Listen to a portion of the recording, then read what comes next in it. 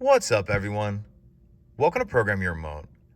Today we're going to take a look at how to reset the oil life and clear the maintenance required light on a 2022 Toyota Prius.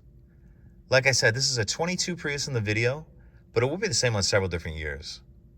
So I have the vehicle running, and we're going to be using these buttons on the right-hand side of the steering wheel here.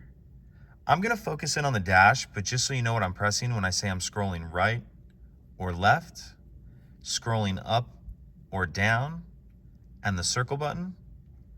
So depending on what screen you're starting from, you'll need to scroll left or right until we get to this screen here with the gear. Once we're on this screen, we're going to go ahead and scroll down until vehicle settings is highlighted, and then we're going to press the circle button. Now we have maintenance system highlighted. Press the circle button. Then we're going to scroll down to oil maintenance. Press the circle button. And then it's asking if we want to reset it, and we do. So we're going to scroll up and have yes highlighted, and then press the circle button. So that's it. Pretty simple. If you have any questions, please let me know.